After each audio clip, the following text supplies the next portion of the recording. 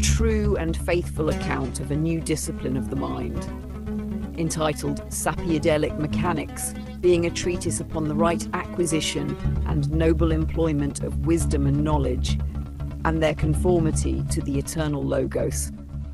Whereas it hath been the chief labour of all ages to procure for mankind a greater measure of light in the understanding, and whereas the common methods of education, both in the arts and in the sciences, have too oft aimed at the mere storing of the memory rather than the cultivation of the judgment, we, the undersigned members of the Society for Sapiedelic Inquiry, do now present to the public a new discipline, which by due experiment hath been found to quicken the faculties of reason, enlarge the bounds of moral discernment, and knit together the several parts of knowledge into one harmonious whole.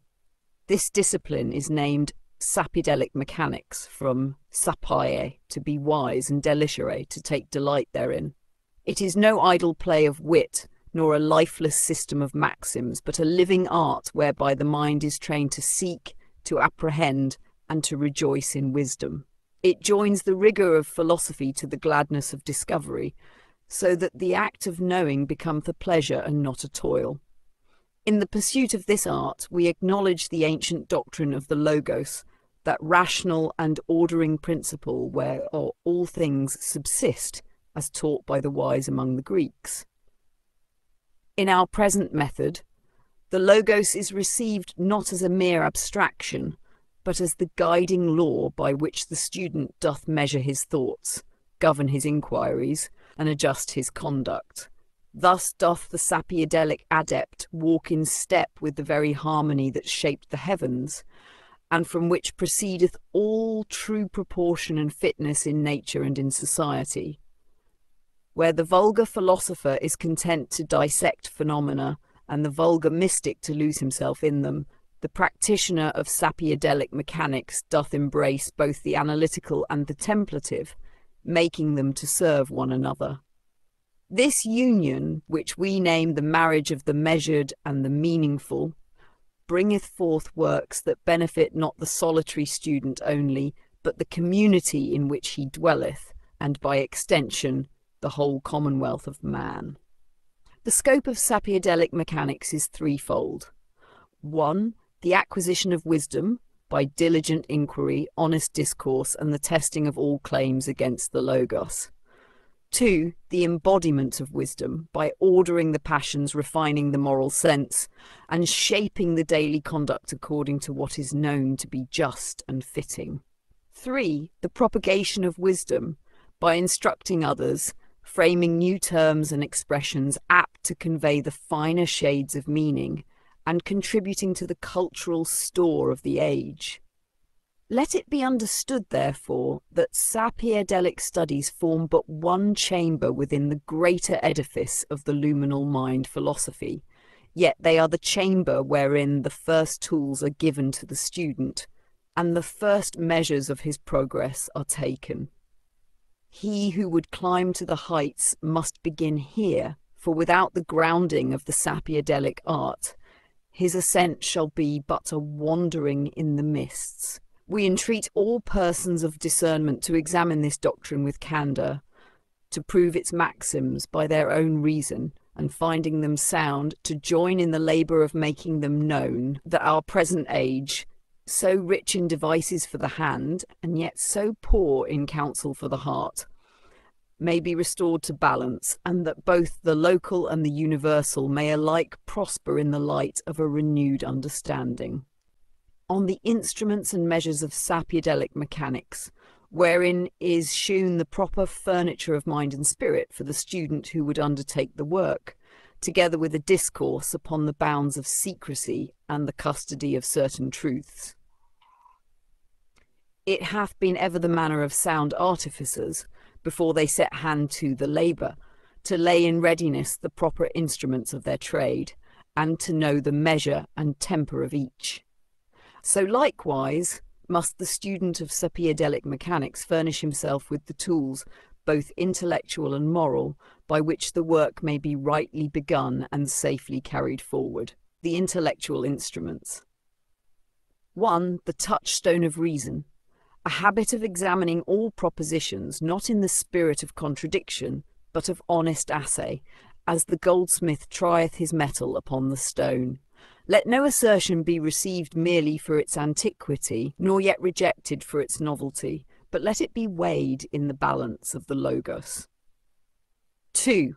The compasses of discernment, whereby the mind measureth the proportion between cause and effect, between means and ends. Without this, the student wandereth into excess or defect, and the harmony of the work is lost. 3. The ledger of memory, a faithful record kept without embellishment, wherein observations, reflections, and conclusions are set down in their season. For the mind, left to itself, is prone to alter the shape of its own recollections, and thus to betray its own judgment. 4. The mirror of self-knowledge, a clear apprehension of one's own motives, biases, and limits, without which all other measures are vain. For it is written, "He that knoweth not himself knoweth nothing aright." Of the moral instruments, 1. Temperance of speech, the power to speak when the time is ripe, and to refrain when the field is yet unploughed. Words, once sown, cannot be recalled, and the unripe seed is seldom fruitful. 2. Integrity of action, a steadfast correspondence between what is professed and what is done, that the work may not be undermined by hypocrisy. 3. Courage in inquiry, the refusal to shrink from any question for fear of what it may reveal. Truth is a flame that consumeth, but it burneth away pride as well. 4. Charity of interpretation, a readiness to suppose the best in others' words and deeds until the contrary be plainly manifest, for suspicion is a rust upon the edge of the intellect. Of the bounds of secrecy. Here must the student be cautioned. The matter of secrecy is not to be determined by custom alone, nor by the oaths of any particular order, for the author professeth allegiance to none, and hath taken no vow in this regard, but by the inner measure of wisdom and the dictates of conscience. To conceal truth merely to guard one's own power is tyranny. To reveal truth without regard to its consequence is folly. Therefore let the line be drawn thus. Those matters which, if revealed, would place the unprepared in peril of harm, whether bodily, mental, or moral, ought to be withheld until such a one is fitted to bear them. This is not secrecy for secrecy's sake, but stewardship of the pearl until the shell be opened by nature. Those principles which the world is ready to receive should be set forth plainly, for secrecy in these is repugnant to the very purpose of Sapiedelic Mechanics, which seeketh to enlarge the common store of wisdom, not diminish it. Pearls to keep behind lock and key are such as belong not to the author alone, but are the joint labour of others who have entrusted them in confidence. For in these to publish without consent is to betray. Thus the student may keep his hands clean of both the avarice that hoardeth all knowledge and the vanity that spendeth it carelessly. Of the Oath Sapiedelic, though we bind none by formal ceremony, yet we commend to every sincere practitioner the taking of this private resolution. I will speak truth when the time is right, and I will keep silence when the time is not yet come. I will guard that which is entrusted to me in confidence, and I will share that which, by the Logos, is meet for the edification of all. I will neither conceal out of fear nor reveal out of vanity, but will act always in the service of wisdom and the common good. The student who hath furnished himself with these instruments and fixed these measures in his conscience may with confidence advance to the further operations of Sapiedelic Mechanics, for in this art, as in all others worthy of the name, freedom and discipline walk hand in hand. Most seekers are not seeking awakening. They are seeking comfort inside a prettier dream. This is not wrong, it is simply a stage. True awakening is a different current altogether. It is not interested in improving the dream. It is willing to burn the dream to ash. The authentic call does not bargain. It does not say, make me peaceful or make me blissful. It says, Do whatever is required to wake me up. It is a prayer without conditions, a vow without escape clauses. This call can feel dangerous. It is the moment you realize you have surrendered control. The journey will not match your preferences. It will not protect your cherished illusions. Awakening dismantles. It strips away the scaffolding of identity, the theatre of belief, the false architectures that kept you safe. It does not decorate the facade. It removes the facade entirely. Many say they want truth until they realize truth will take from them their most beloved concepts, hopes, and dreams. It will invert the familiar map of self and world. It will leave no place for the mind to hide. For the one who is ready, this is liberation. For the one who clings, it is unbearable. How do you know you are ready? When you are willing to be entirely consumed. When you are prepared to become fuel for the fire without end. Not for warmth, not for light, but because the burning is the only thing left that is true. This passage comes from an ongoing exchange with a valued colleague in the United States, a fellow aspirant whose work, questions, and spirit remain in close orbit with my own. Our dialogue circles the themes of coherence, balance, and presence. You have spoken of intelligences, not merely intellect, and I am reminded of the way the mind too easily over-linearizes. We make things straight when they are meant to turn. We flatten cycles into lines, surroundings into narrow corridors. Too much straightening becomes a straitjacket for perception. It constricts vision until what remains is partial, myopic, disconnected from the whole. When perspective collapses, the thread to the totality is frayed. The music grows faint, and so we return to what we have recognized together, the pattern behind the California droughts, the agricultural monocultures of Monsanto, the hard borders between nations that fracture the planetary field into dystopian segments. All these are symptoms of divorcement from the state of at one. The atonement, the harmonic resonance that aligns with the music of the spheres. That phrase, as you know, is more than poetic. It is the allegory of planetary harmony, a coherent center that binds the universe in soundless song. Yes, the heart matters, and so too the kidneys, the liver, the lungs, the limbs. Each organ is intelligent in its own domain, each attuned to the body's greater polyphony. The invocation, our heart runs swift, is a bow to the great river we name time. This river is not singular, it braids itself into many channels. Nature's time, the mechanical tick-tock, the solar arc, the lunar tide, and others, still unnamed. Each moves with a different pulse, each shapes perception differently. From here, the path leads toward the matter of paradigms. In science and epistemology, a paradigm is a constellation of concepts, methods, postulates, and standards that frame what is counted as truth. But paradigms are not neutral. They are structures of perception. They tell us what is legitimate to see, and by omission, what we are trained to ignore. In this way, they too may straighten what should be curved. And so we arrive inevitably at noetics, the study of mind and knowing, and at integrative medicine, where the body's intelligences meet the spirals of the galactic. For the spiral is the form that refuses to be straightened. It carries the memory of motion, the possibility of return, and the unbroken coherence of the whole. Renewal as addition. The age-old obsession with subtraction, quitting, shedding, renouncing, has too long shaped our concept of renewal. We have built the season's ritual on the premise that less is better, that the removal of habit is the highest aim. Yet this is an impoverished view of transformation. True renewal is addition.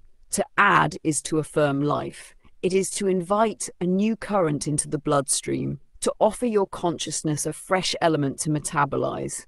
Addition honors vitality. It expands the field rather than shrinking it.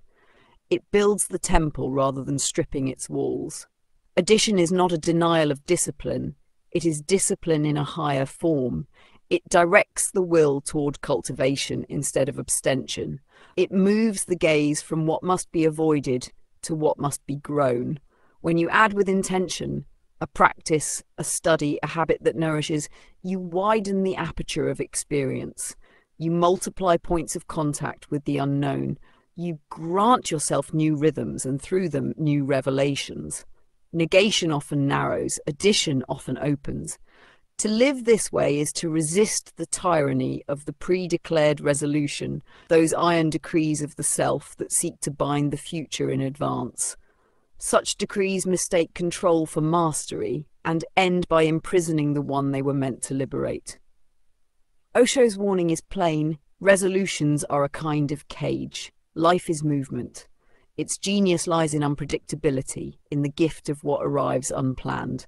To overscript the year is to exile the spontaneous and impoverish the soul, but to live in addition is to invite constant expansion. It is to meet the present moment not with rules but with readiness. It is to welcome what arrives, to weave it into the pattern, to remain supple to the shifting geometry of days. This does not reject intention, it purifies it. It aligns aspiration with a higher axis where the measure is not what you have removed, but what you have brought into being. In Sapiedelic terms, addition expands consciousness, subtraction can contract it. Spontaneity aligns with the living ether. Rigid predecision fractures the flow. Growth is geometric, each added element reshapes the whole. Enter the year, then, as an architect of additions. Choose what will amplify your force, deepen your perception, refine your service. Lay each new element like a stone in a widening circle, until the structure stands, not as a monument to self-denial, but as a living vessel for the ongoing experiment of your life. Then let the lamps be dimmed, the voices hushed and the circle drawn. Let every heart here gather itself into stillness, and every breath become as a tide before the shore of the unspoken. Attend now, for the Muses are abroad, their wings brushing against the lattice of our minds. Praefatio ad lectorum studiosum. Behold, most studious reader, a matter which hath escaped the grosser apprehension of the vulgar, yet is known to the more acute philosophers, theologians, and such as have travailed in the arcana of nature. Within the microcosm of man there abideth a certain matrix mnemonica, a most subtle and invisible tabulature, wherein is inscribed, as in indelible characters, the full record of his origin, vocation, and the works yet appointed unto him. This matrix is no fantastical conceit, but a true part and portion of the archetypal idea conceived in the divine mind before the foundations of the world. In every living cellular, so far as my glasses and instruments have revealed, there resideth a seal or impress, a memorial sign manual of the Creator, wrought not in ink, but in that most secret substance whereof life itself is compacted. These records be governed by the tenor of a man's vibratio, that is, the spiritual tension of his soul, and by the manifold occurrence and disciplines he hath embraced in his passage through the veil of time. As the harmonia interior ascendeth, more of this matrix is unfolded. As ignorance and turpitude prevail, so doth it remain sealed. Now, as to the instrument whereby this holy archive is approached, none availeth so greatly as the fantasia, vulgarly called the imagination. This is not a wanton faculty given to idle musing, but the very bridge betwixt the known and the possible, the organ by which the soul extendeth her apprehension into that sphere whence new forms descend. The venerable Prembaba, in our latter day, hath uttered a maxim most congruous to the tradition of the elders, unum gressum tu fac ad deum, et ille decem ad te. By this is signified that the first motion of the soul in sacred fantasia is instantly met by a tenfold answer from the eternal. Imagination is the first instrument of sovereignty.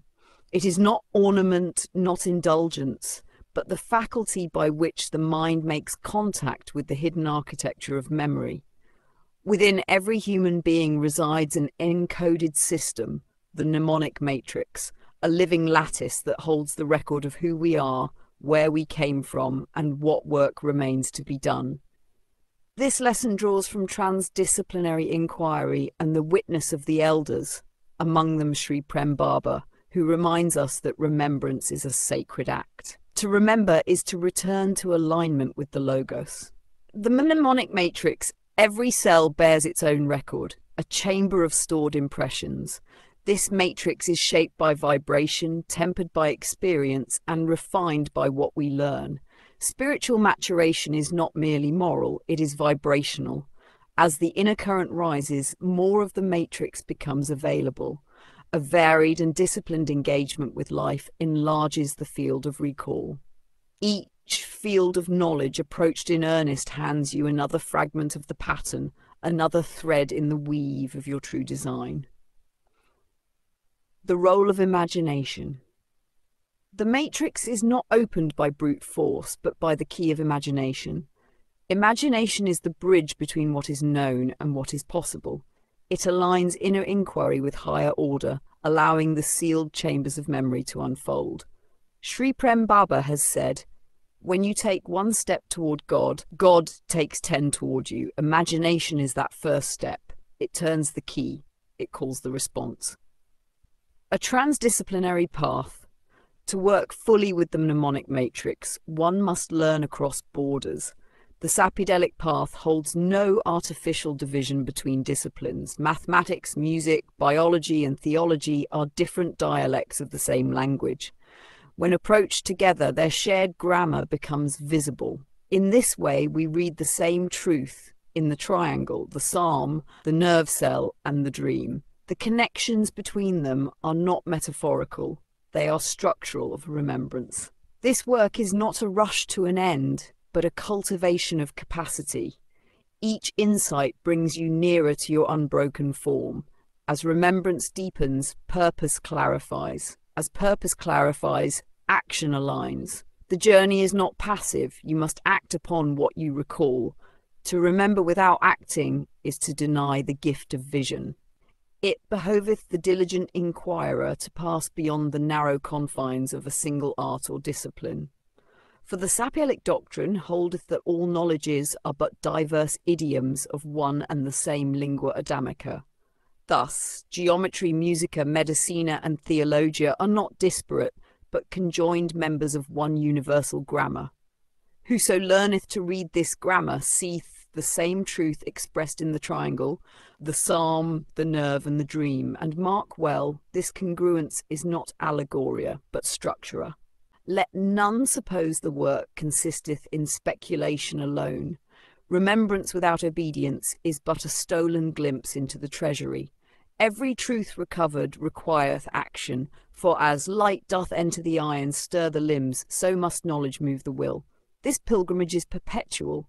Yet at each stage the self groweth more consonant with its first pattern, until purpose shineth as the sun at noon. Despise not the faculty of fantasia. It is the forge wherein the rude ore of perception is smelted into the aurum sapientiae. Approach it with the discipline of the scholar and the openness of the child. Engage with all sciences, for each is a river flowing from the same fountain. Take the first step, the matrix will reply. O nine who inspire the tongue and tune the mind, draw near and lean your whisper upon us. Carry into our midst the seed of the new rule, that it may take root in this gathering and bear fruit in the days to come. Chorus of the assembly, forward momentum in fearlessly authentic, heart-based, fear-free and faithful service to others is all that matters. Repeat it until its cadence is the very gate of your soul. Let forward momentum strike the drum of your resolve. Let no foot falter, no hand slacken, though the path be set in shadow or strewn with stone. Let fearless authenticity be the raiment you wear before gods and men. Stand in the naked truth of your being, for the divine knows you as you are and would have you no other. Let the heart be your compass, its beat the measure of your days, its rhythm the song you give to the world. Let the fear-free walk unhindered, having made peace with the storms and having learned that they pass. Let the faithful drink deep of the unseen spring. drawing courage from the mystery, trusting that the weaving of all things is for good. Let service to others be the riverbed of your life. Pour your strength into it without counting the cost, for the water that leaves you will return by 1,000 unseen channels. And let all that matters be the seal upon your lips, the signet upon your work, the final utterance when the day is done. Chorus of the assembly. Forward momentum in fearlessly authentic, heart-based, fear-free and faithful service to others is all that matters. Say it once more as if engraving it upon the vault of the soul. Let the sound of it ring within you until the words fall silent and only the truth remains. So let it be spoken. So let it be lived. So let it be remembered when the ink has faded and the gathering has long dispersed. The luminal-minded principles juxtaposed with liminal thinking. Liminal space is the threshold, the no man's land between the known and the not yet. Dave Gray's liminal thinking gives one map for this terrain. Here we lay a second map alongside it, the luminal-minded principles, to train the eyes to see beyond the fog and to prepare the mind for precision work ahead. How one beliefs as models, beliefs as dynamic narratives, liminal. Beliefs are models, useful but never the territory itself. Luminal. Beliefs are dynamic narratives, evolving stories you rewrite as awareness grows. Grounding. See each belief as a river, not a wall. Follow its flow, note where it bends. 2. Beliefs are created. Beliefs recognize interconnected reality. Liminal. Beliefs are built from filtered experience. Luminal. Beliefs live inside a web. Every strand touched changes the whole. Grounding. Expand perception outward until each thought connects to an unseen network. 3. Beliefs create a shared world. Beliefs as foundations for emergent realities. Liminal. Our collective beliefs shape the shared stage. Luminal. Change the foundation and the stage itself transforms. Grounding. Imagine a shared reality that does not yet exist and ask what belief makes it possible. 4. Beliefs create blind spots. Beliefs as portals to potential. Liminal. Beliefs hide what doesn't fit. Luminal. Every blind spot is a doorway if you choose to open it. Grounding. Trace one blind spot you've had. Identify what you missed and what new skill it could train. 5. Beliefs defend themselves. Beliefs hold emergent potential. Liminal. Beliefs protect themselves from contradiction. Luminal. In every defense lies the seed of transformation. Grounding. Find a belief you defended fiercely. Re-examine it until a new possibility emerges. 6. Beliefs are tied to identity. Beliefs support holistic integration. Liminal. Core beliefs define the self. Luminal. Core beliefs weave the self into a whole, past, present, and future integrated. Grounding. Revisit a defining belief and see how it threads through your entire life. Integration path. Accept uncertainty. Track the origin of each belief. Challenge shared assumptions in dialogue. Recognize the self as an evolving integration, not a fixed point. On the transition from the liminal to the luminal, extract from the third compartment of the manuscript of the Eastward Arcane. Be it known to the reader who has traversed thus far, that thou now standeth at the very lip of a threshold. Here the air is thin with expectancy, for behind thee lies the country of the liminal, and before thee the country of the luminal. The one is the borderland of uncertainty, the other the dawning field of clarity. It was in the ink-dark hours of my own passage, when the lamps burned low and the wind spoke in quiet tongues, that I first perceived the necessity of mapping these territories side by side. The author of Liminal Thinking, one Master Gray, did, in his craft, enumerate the 6 principles of the threshold. I, finding his chart to be sure but incomplete for the present voyage, laid my own beside it. A second chart, drawn from the observation of the luminal mind, which is to say, the mind that hath found its sure footing in light.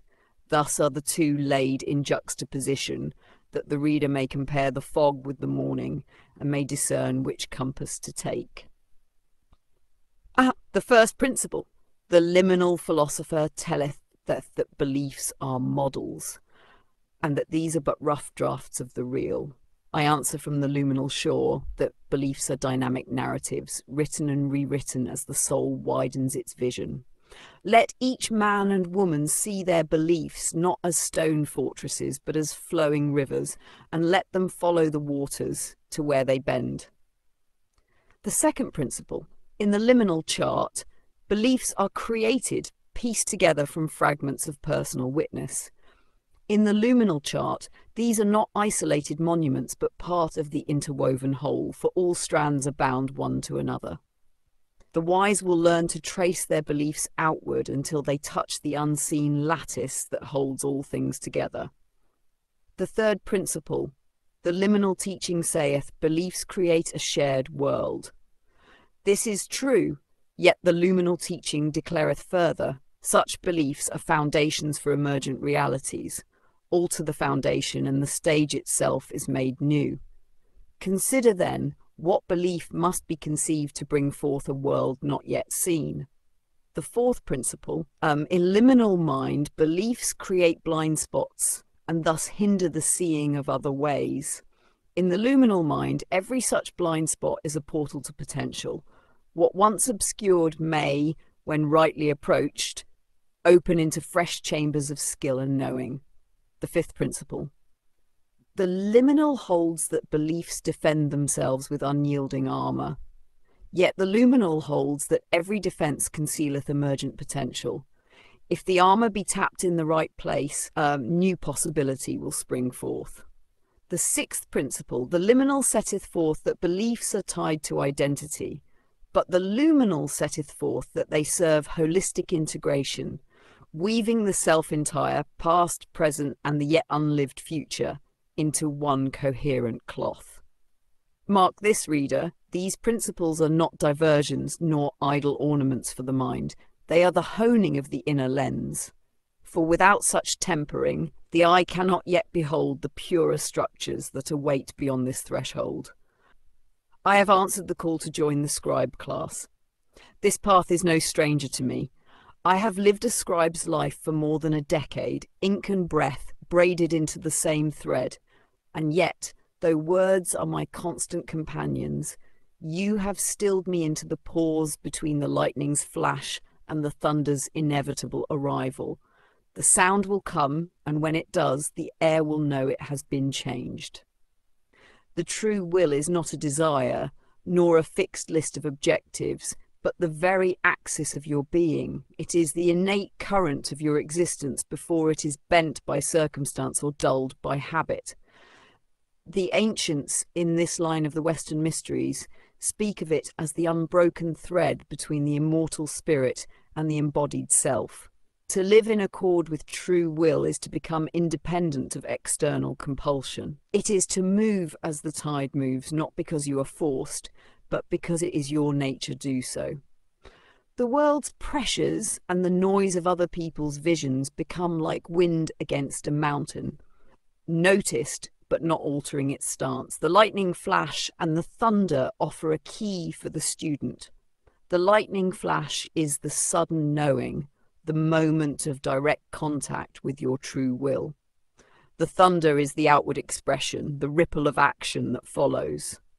The silence between them is the discipline of integration. In that pause, you choose not to rush, not to scatter the force of what you have received. You let the knowing sink into the body, shape the breath, and prepare the ground for action that is deliberate and whole. Guidance for alignment with true will. 1. Know the mask and the face.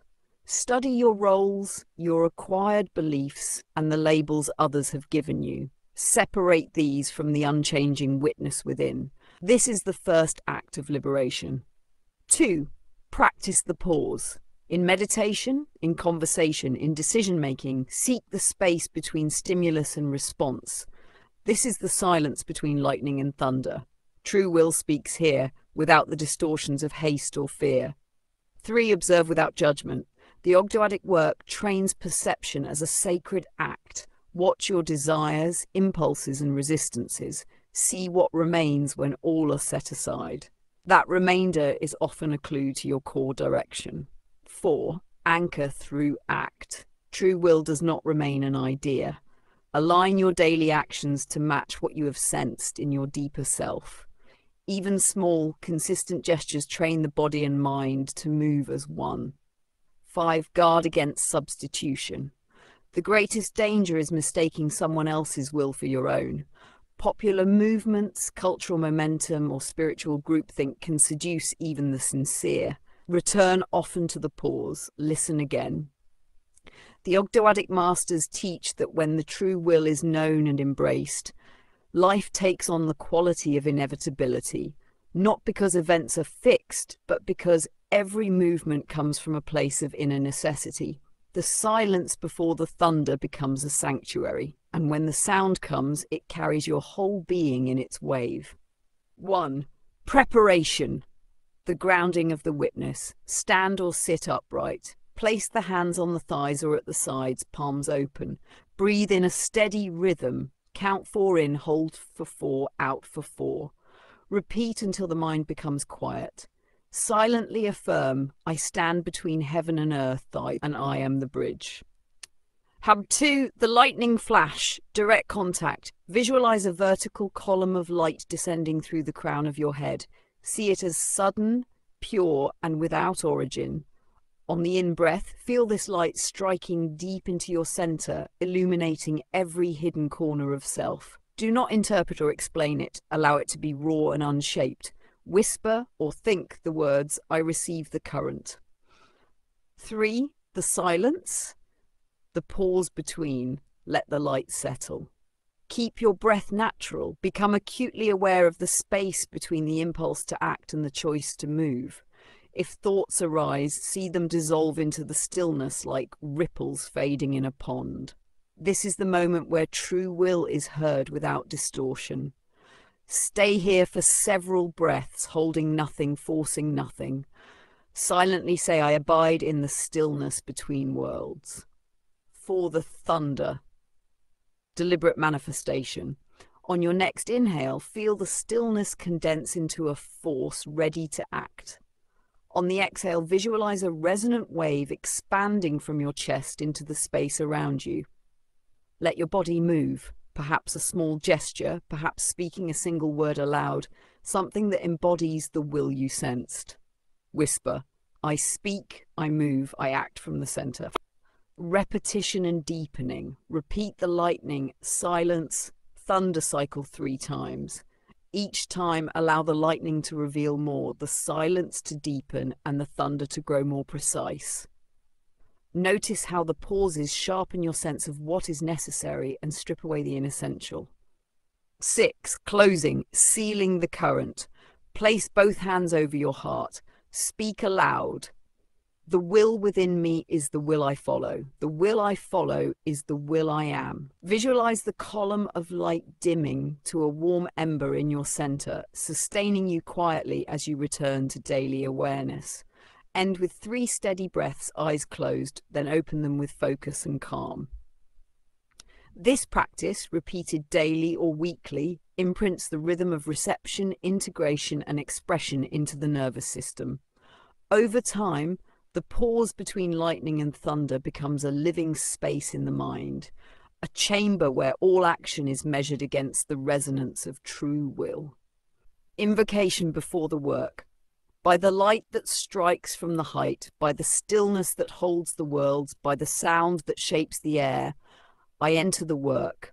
I stand as the scribe of my own soul, my hand prepared, my voice withheld until the moment appointed by the true will within me. Let the lightning of heaven find me. Let its fire descend into the marrow of my being. Let me pause in the holy interval where no shadow moves and no voice deceives, and when the silence has spoken, let my thunder answer with purity, measured and whole, as the wave to the wind, as the breath to the heart. In this act, I know myself. In this knowing, I am free of all compulsion but my own necessity. By the current that flows through all, so let it be. Here is the condensed mantra form of your invocation, designed for a single deliberate breath before entering the lightning silence thunder cycle. Lightning, strike my core, silence, hold my will, thunder, speak me true. It retains the threefold structure, keeps the rhythm tight, and can be voiced in under 5 seconds while still carrying the full charge of intent. Here are 3 alternate one-breath mantra variations for rotation in practice, each keeping the lightning silence thunder sequence alive while shifting the tone and energy. 1. Flash, reveal me. Stillness, align me. Sound, release me. 2. Light, enter. Pause, deepen. Voice, fulfill. 3. From spark to silence to sound, I move as I am. Each one changes the imagery slightly, helping the student approach the cycle from fresh angles while preserving the central current of the work. The Sapiedelic Toolkit expanded. The adept must learn that practice is the lever by which the mind moves worlds. In this, 3 implements prove most essential: psychohydraulics, lucidic studies, and the core teachings. These are not idle abstractions.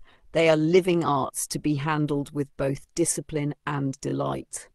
Psychohydraulics is the craft of pressure mediation within the mind, as water under force may be guided through valves and channels to power the works of a city, so thought under pressure may be directed toward clarity or chaos. The untrained mind leaks and floods. The trained mind builds sluices, regulates flow, and releases pressure with deliberation. Here, journaling becomes a release valve. Breathwork becomes the equalizing pump. Silence, the deepest reservoir. Lucidic studies refine this by extending awareness into the dream corridors and the liminal states between waking and sleep. These studies name and train the faculty that sees without haze, lucid not merely in dream, but in all states of being. The lucidic adept cultivates continuous lucidity, a sustained awareness that neither breaks at the threshold of sleep nor scatters at the assault of daylight. The core teachings stand as the master key, the consciousness unit as quantum. Here, awareness is indivisible, though it may refract into infinite appearances. In the kenotic vision of the Greek fathers, the creation itself is the self-emptying of the divine, a pouring forth without loss, the infinite stooping into the finite for the joy of knowing itself. Thus, the universe is intimate, into me see. It invites direct recognition. No intercessor is possible here. The gate is within, and the key is already in your hand. The teaching strikes at the root of monarchy and thought. No throne, no crown, only the shared sovereignty of awakened beings. On freedom and equality, consider that these two are not twins but rivals. Freedom is the open field without fence. Equality is the leveling of the field until no peak rises above another. Each has its virtue, but their perfect union is a chimera. The adept must know where they clash and where they meet, lest the words themselves become fetters. On dogma, the high priests of science, like their priestly predecessors in every temple, guard gates with keys stamped in their own likeness. The adept may pass, but only if he learns that degrees are not always the measure of truth. The angels and their angles, through geometries of perception not found on their maps. Practice and integration. Begin each day with a pressure mediation, breathwork, journaling, or body scan to clear obstructions in the mind's channels. Select a lucidic practice to carry into the night, reality checks, dream journaling, or conscious waking. Hold in thought the intimacy of the universe. Speak to it, listen to it, and know that no voice is higher than the one that speaks within you. Once a week, challenge one dogma, trace it to its source, name the gatekeeper, and decide if the gate should stand or fall. Working of the Muses, metaphysics, Sapiedelic studies, and the path of Lucidicism. Manly Paul reminds us that metaphysics begins where the eye falters, beyond the reach of physical form into the currents that precede and sustain the visible. In the Ogdoadic sense, this is the turn from the outer court to the inner sanctuary. The physics of weight and measure give way to the physics of meaning and cause. The Sapiedelic lens approaches this same terrain with a deliberate integration of natural sciences, social sciences, and the humanities, where Hall's transphysical divides the seen from the unseen. Sapiedelic studies proposes an interwoven continuum in which neither realm stands apart. The laws of the visible are not abandoned at the threshold of the invisible. They are extended, refracted, and reinterpreted in a fuller dimensional context. Here enters Lucidicism, your coined evolution of mysticism. Mysticism seeks union with the ineffable. Lucidicism adds the faculty of clear, conscious engagement with it. Mysticism often celebrates the dissolution of the self into the mystery, while Lucidicism trains the self to remain present, awake, and functional within the mystery. It is not enough to experience the unseen, one must be able to navigate it with precision. Lucidicism asks, can you observe the lightning without being blinded? Can you abide in the silence without losing your center? Can your thunder sound in the world without distortion? These questions echo Hall's metaphysical categories: being, knowledge, truth, energy, creation, divine human relationships, but in a Sapiedelic key where they are not abstractions to be worshipped from afar, but living disciplines to be embodied. In Sapiedelic studies, the nature of being is studied not as a static essence, but as a dynamic field where memory, focus, and relational presence converge. The nature of God is understood as the logos in motion, the golden thread, AU, of authority, authenticity, and authorship that runs through every human act. The nature of knowledge is reframed through the triad of knowledge, wisdom, understanding, demanding not only the gathering of facts, but their integration into the living mind. The nature of energy finds its geometric expression in tetraionics and the equilateral mnemonic, energy as structured intelligence. The nature of creation is mirrored in the seed, soil, plant metaphor, where thought is planted in consciousness and grows into reality. Divine and human relationships are explored through relational presence, where the space between individuals becomes a sacred medium for exchange. Lucidicism makes the metaphysical tangible by requiring not only comprehension but operational clarity. It does not dissolve the observer into the ineffable. It calls the observer to remain lucid inside the ineffable, able to function and create. And here we return to your luminal-minded symbol, the silence between the lightning flash and the thunder. Metaphysics identifies the cause, lightning, and the effect, thunder. Lucidicism inhabits the pause between them, where will aligns with cause, and expression emerges without interference. This is the chamber where true will is calibrated, where thought becomes action without being hijacked by impulse or fear. In this fusion, metaphysics, Sapiedelic integration, and Lucidicism, the invisible ceases to be a place of vague longing. It becomes a navigable, inhabitable expanse. The student is no longer content to gaze into mystery. They learn to move within it as naturally as they move through the physical world. Lucidicism, N, from lucidus, Latin, clear, bright, ism, doctrine, system, or practice. Definition, a disciplined mode of consciousness in which the practitioner engages directly, clearly, and continuously with the unseen principles underlying existence, without surrendering clarity of thought, self-awareness, or functional agency. Parallel to, yet distinct from, mysticism, Lucidicism retains the transformative and transcendent aims of mystical practice, but replaces the passive absorption into the ineffable with active, conscious navigation within it.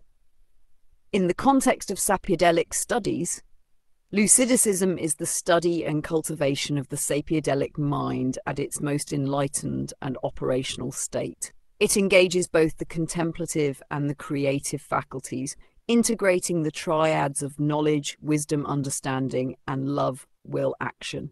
It recognizes that enlightenment is not a static state of union, but a dynamic practice of perception, interpretation, and deliberate expression. Core principles: 1. Lucidity in contact, to perceive the metaphysical directly without distortion from emotional turbulence, cultural conditioning, or intellectual prejudice. 2. Retention of selfhood, to maintain a coherent and centered sense of self while in communion with the transphysical. 3. Operational clarity, to bring insights from non-ordinary states into coherent, actionable form in the physical world. 4. Integration of realms, to bridge physics and metaphysics as a continuum rather than treating them as discrete domains. 5. The lightning silence thunder cycle, to receive revelation, lightning, dwell in intentional stillness, silence, and express the aligned action, thunder, without interference from external compulsion. Lucidicism refines the ancient aim of gnosis. Where mysticism emphasizes union with the divine through surrender, Lucidicism emphasizes clarity within the union, allowing the practitioner to remain both participant in and observer of the sacred drama. This approach aligns with the Hermetic ideal of becoming a conscious co-creator with the divine order. Distinguishing features from mysticism: mysticism often seeks to dissolve the self into the ineffable. Lucidicism seeks to remain awake and fully functional within the ineffable. Objective: to achieve a state in which the metaphysical is neither an occasional vision nor a distant ideal, but an inhabited and navigable dimension of human life, approached with the same precision as one approaches the physical sciences. On the nature and proper employment of thunder neurons. Among the many faculties bestowed upon man by the author of nature, there is none more wondrous than that subtle fire which passeth through the channels of the mind, awakening thought and stirring the latent powers of invention. In former days, the vulgar did name this phenomenon a brainstorm, yet the term is coarse and without the dignity due to so noble an operation. Let us, therefore, adopt a more apt appellation and call it thunder neurons, for in this image we behold the whole process of illumination from the first heavenly flash unto the resounding report that moveth the air. Consider, dear reader, how all true conceptions are first received as lightning from the invisible firmament of the mind's own ether. These flashes descend unbidden, carrying the impress of causes which lie beyond the dominion of mere sense. Yet, as the physics teach us, between the lightning and the thunder there is a certain pause, a silence most pregnant with meaning, wherein the soul holdeth still, weighing the import of what hath been shown. This interval is no idle moment, but a chamber of alignment, wherein the true will may be joined to the revelation, lest the ensuing sound be but a confused noise and not a harmonious utterance. When at last the silence hath fulfilled its purpose, the thunder follows, clear and sonorous. This is the expression, the outward manifestation of the inward light, clothed in words, figures, or works. Here the mind doth not wander in idle speculation, but striketh with intention, shaping the world according to the measure of the insight received. Thus do the thunder neurons complete their circuit, from vision to alignment, from alignment to action. If these operations be undertaken in concert with others of like mind, the effect is multiplied, as if many storms did join to form one great tempest of reason. In such assemblies, each participant may serve in turn as the conductor, the recorder, or the challenger, that the work be preserved from error and the fruits of the labour be fit for the edification of all. Yet let the company be governed by the triune discipline, perception, integration, and expression, lest the noise of many voices drown the harmony of the whole. I commend, therefore, to all students of the higher arts and sciences the practice of ordering their intellectual labours according to this heavenly pattern. Let each session begin with the invocation of the lightning, proceed through the stillness of the silence, and conclude with the pronouncement of the thunder. Thus shall thought be made clear, action deliberate, and the works of the mind both fruitful and enduring. And in this, as in all noble undertakings, the diligent practitioner shall find himself in concord with the very laws whereby the Almighty did fashion the universe. A protocol for the assembly and right ordering of the thunder neurons, being an extract from the private papers of the Society for Sapiedelic Inquiry. It hath been observed, both in the solitary meditations of the philosopher and the joint consultations of the learned, that most men pass through this mortal life as through a fog, eyes open yet unseeing, minds moving yet without direction. They take up the stale thoughts of yesterday, call them certain truths, and proceed no further in the improvement of their understanding. To such as would awaken from this mechanical habit, the present society doth commend a method drawn from both ancient principle and modern experience, whereby the mind may be brought into active commerce with its own most vital powers. This method, styled the thunder neurons, is founded upon the triple motion of lightning, silence, and thunder. In it we discern a natural emblem of right thinking, the sudden illumination that striketh from beyond the common faculties, lightning, the still and measured pause wherein the will aligneth itself to the revelation, silence, and the articulate pronouncement that bringeth the conceived truth into the world of form, thunder. Herein the silence is not a void, but a liminal space in its own right, a threshold where the inward and outward worlds may meet without collision. It is in this chamber between cause and expression that the will may be purified of fear, prejudice, and all undue compulsion. The Society further instructs that this protocol be undertaken with due solemnity and may serve in solitary contemplation or in the fellowship of others, provided the rules be strictly observed. The opening charge. Let the assembly convene at the appointed hour. The presiding member shall recite the 3 queries of Sapiedelic studies, which are as follows. 1. What if the universe is working for you, not against you? 2. What if every breath could reset your nervous system? 3. What if wisdom is less about age and more about attention? These queries are to be received not as doctrines, but as provocations to thought, and no answer shall be forced. 2. The cycle of the thunder neurons. 1. Lightning, perception. A question, problem, or theme is laid before the assembly. Each member offers a single clear observation, no more than 1 sentence, and no debate ensues. These are committed to the record by the appointed scribe. 2. Silence, integration. All voices cease. For the space of 1 minute by the glass, members are to dwell inwardly, weighing what hath been received, aligning thought with will. Breathing is made slow and deliberate, that the nervous system may be reset and the mind steadied. 3. Thunder, expression. Each member, in order, speaks 1 deliberate conclusion or proposed action. The words must be chosen as if they were to be inscribed in stone. Brevity and clarity are to be esteemed above ornament. 3. Offices of the assembly. The scribe, charged with recording each lightning and each thunder without alteration. The timekeeper ensures that lightning, silence, and thunder proceed in due proportion. The challenger, appointed to test each thunder for soundness, lest error creep into the consensus. 4. The rule of the triad. All discourse and action within the protocol shall be guided by the triadic intelligence model.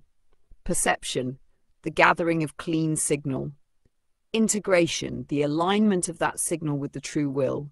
Expression, the delivery of the aligned action into the visible world. V. The closing benediction. The presiding member shall speak thus. From the lightning we have received, in the silence we have aligned, and by the thunder we have declared, so may our works be joined to the harmony of the great order. By such means, the Society maintains that a single hour spent in the due observance of the thunder neurons is worth many days of idle speculation. For in it is united the quickening spark of inspiration, the cleansing pause of reflection, and the resolute strike of action. A pattern which, rightly employed, awakens not only the mind of the individual, but the very spirit of the age.